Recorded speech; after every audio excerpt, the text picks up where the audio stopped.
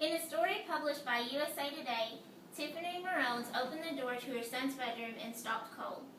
Her son was hanging from the rail of his bunk bed by a black tie he had just gotten for his recital. His mother, screaming and frantic, tries to revive him as she calls 911. Minutes pass by and responders are soon wheeling the boy to the local hospital. Although the medical team does revive him, he now has severe brain damage and is not even able to perform the task a young child should be able to do. His name is Michael Marones, and he is a victim. He was constantly teased and picked on every day in school because he was a fan of the My Little Pony games and television shows.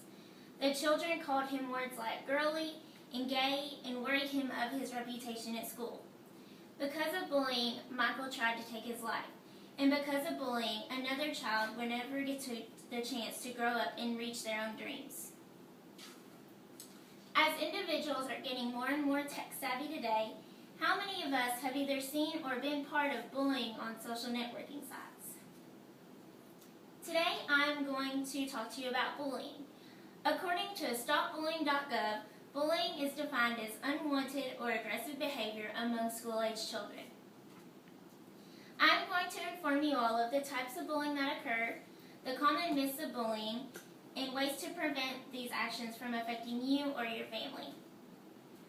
First, I'm going to go over the types of bullying that occur according to erasebullying.ca.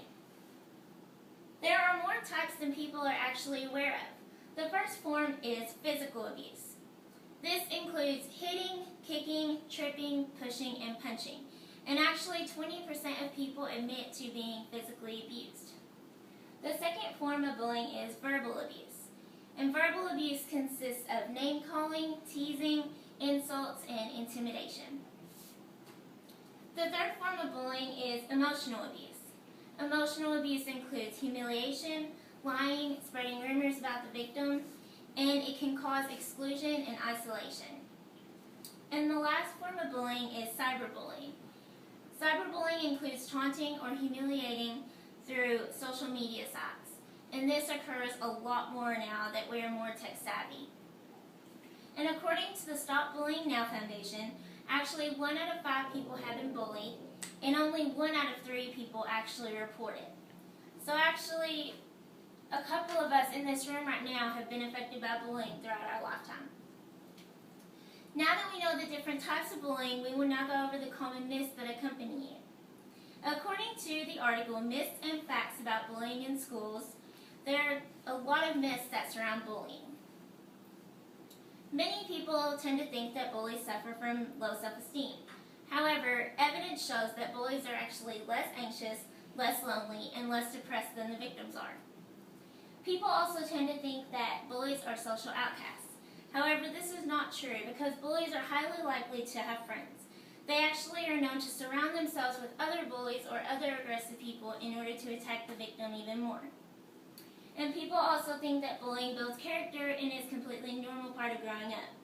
However, bullying is not normal and does not build character.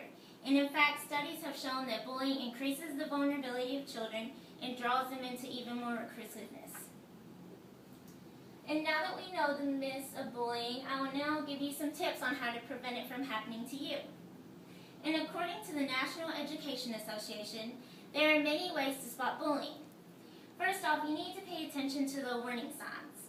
These can include unexplained injuries, lost or stolen personal items, and even avoidance of school or other social situations for no reason at all. Secondly, do not ignore bullying. Never ignore it and just assume that it's harmless teasing. You need to take it seriously and assure them that you will help the victim. Also, when you see bullying, don't just stand there and be a bystander. Actually do something about it. Always intervene in the situation, and intervening will restore the victim's faith and confidence that they need in order to stand up to the bully. And you also need to hold bystanders accountable. Now, according to Edutopia, you should always model ways for people, younger children, high schoolers to speak up and to develop positive attitudes about themselves and the people around them. Now you all know about the different types of bullying, the myths about bullying, and ways to prevent it from happening to you or your family. Maybe the next time you see someone getting bullied, you can do something about it and help them from becoming another statistic. Now, Michael Monroe almost didn't make it. He became a victim of bullying and attempted to take his own life. But now you can be your hero today and stop bullying from happening one person at a time.